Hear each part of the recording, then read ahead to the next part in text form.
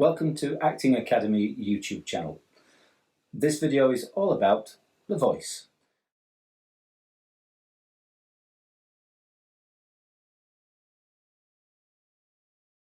So in the last video we were looking at how breathing is the foundation for all good voice production and speech.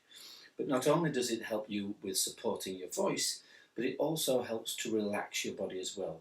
Breathing is a physical activity, and if you are restricted by tension in your chest and in your neck and throat and in your jaw, then making clear vocal sounds will be more difficult.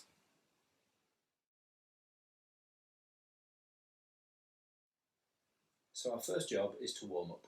The first thing we're going to do is just get the blood circulating around our faces, around the muscles in the face, by patting, just gently patting across all around the face, under the eyes, the forehead,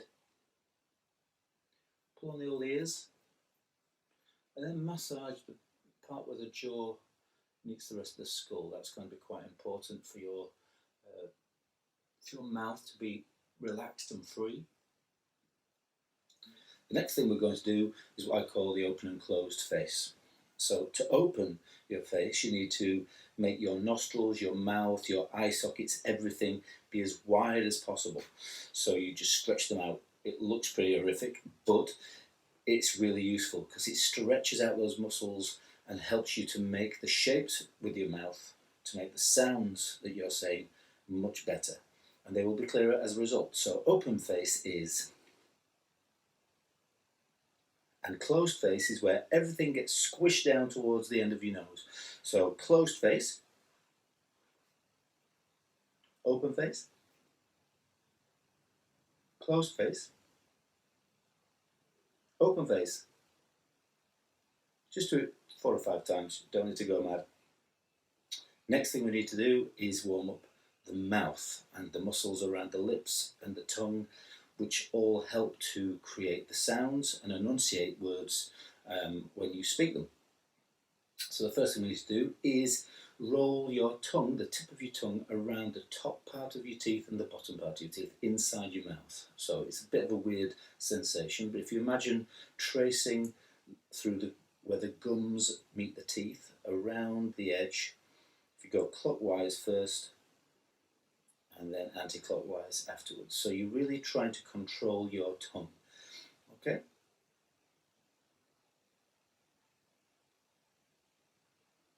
And if you do that slowly enough, you're helping the tongue become more controlled. You are strengthening the tongue, which is actually a muscle, and that will help for you to enunciate words clearly. So the next thing you need to do is, with your tongue, you need to try and touch the tip of your nose. Very few people can do it, I think. I certainly can't. But don't worry, just try. That's what the exercise is for, to stretch the muscle in the tongue. So try and touch the tip of your nose with your tongue. And then your chin.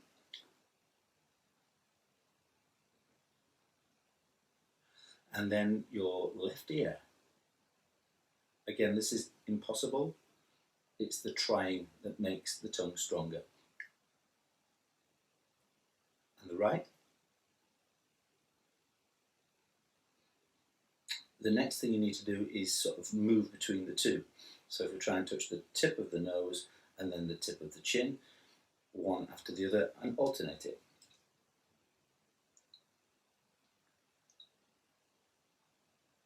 And the same with each ear.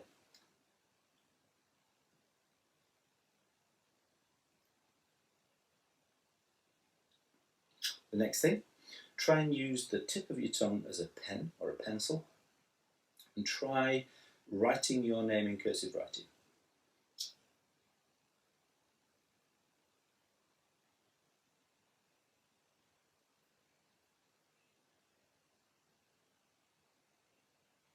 The control of your tip of your tongue is a really good workout, and it helps to strengthen that muscle.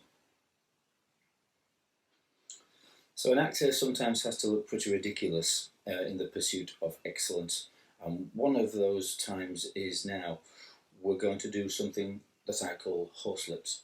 Horse lips is where you relax your lips and you allow the air that you take into your lungs to blow through them, and they pretty much vibrate in such a way. So it's this sort of effect you're wanting.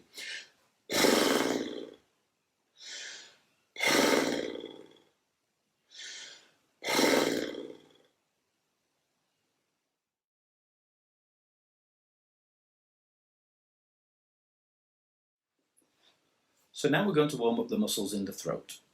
The throat holds lots of tension. Traditionally, we are very tense around the shoulders, around the neck, and we can sometimes restrict the quality of our voices through the tension that is stored in those muscles. So it's really important to try and relax your shoulders, try and make sure that your posture is correct so that your voice isn't affected.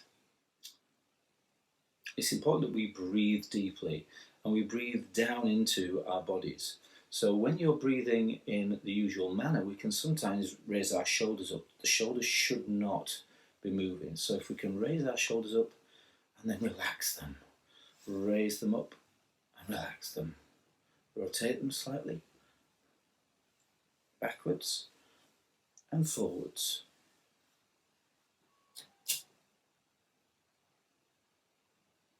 It is important that you feel relaxed in your shoulders. If you do feel tension there, try and make sure that you have some sort of regular exercise to relax them and get rid of that tension. Now, breathing properly for speech requires your diaphragm to be used mainly. When the diaphragm is drawn down, it's like a dome shape that's in the just below your rib cage. It's attached to the bottom part of your rib cage, and it separates your chest from your abdomen.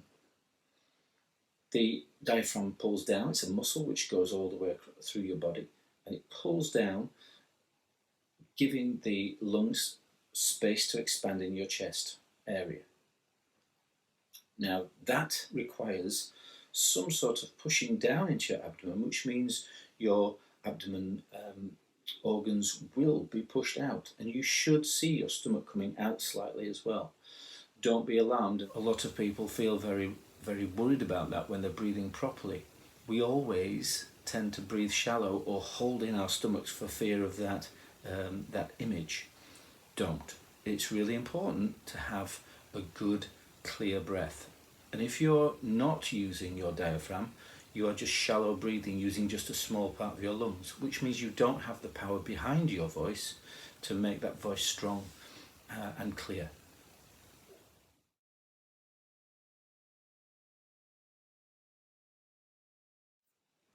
To begin with, I'd like you to create a low hum, something within your register that's quite simple to make, that's not going to be too low for you, but one that's comfortable to make. So breathe in without raising your shoulders. Support the breath with the diaphragm, so the diaphragm should be held. And then as you are breathing out, make the humming sound in your throat.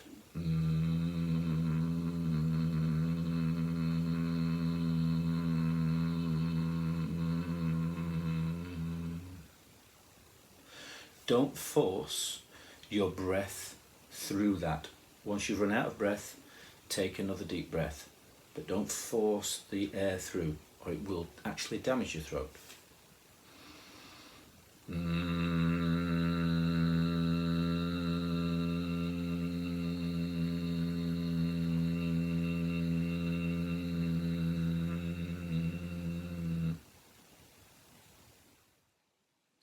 Once you've completed the hum, you then need to open that out into an R sound. Now, the jaw is important to drop. It's not an R which goes up into the cavities in your side of your skull. This is a dropping of the jaw to R. And as you hum, open the sound into an R sound. Okay? So, imagine this.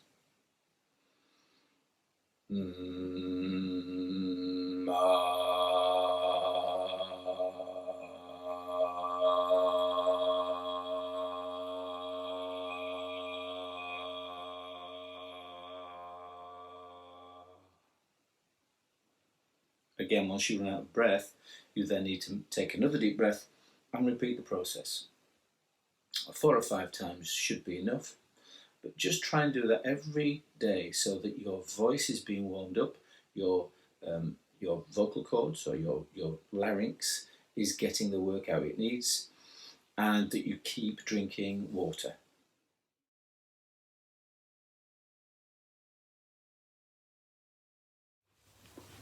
So now we've used our breath and we've warmed up the muscles in our face and throat. We're now going to work on articulation.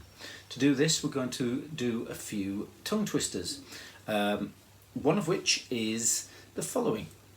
For sheep soup, shoot sheep. Now, I'd like you to practice saying that 3 times, making each word as clear as it can possibly be. And then we'll move on to a next one. If you can't remember what it is, then just pause the video at the point and look above my head, and you should see that there will be the words that you need to speak. Tongue twisters are useful because they allow you to practice the shapes and the sounds that are coming out of your mouth and make sure that they're clear. So, the next one I'd like to try is the very famous red lorry, yellow lorry. Now, lolly and lorry have similar shapes in the mouth, so it's very difficult sometimes for us to differentiate between the two, and that's why it's important to practice those very carefully. So start off slowly and then increase the speed to see how fast you can get. Red lorry, yellow lorry, red lorry, yellow lorry. Try the next few tongue twisters. Just pause the video on the next few sections and you'll be able to read the words as they're on the screen. Practice them slowly at first and then increase the speed. See how fast you can get.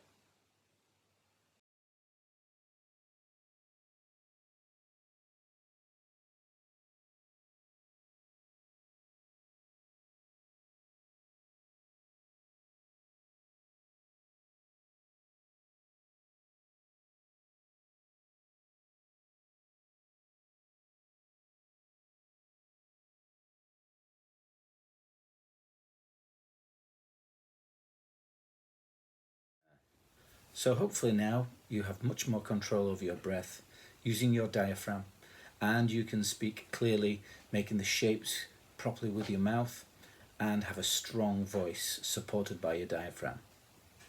Next session we'll be looking at physicality. So, see you then.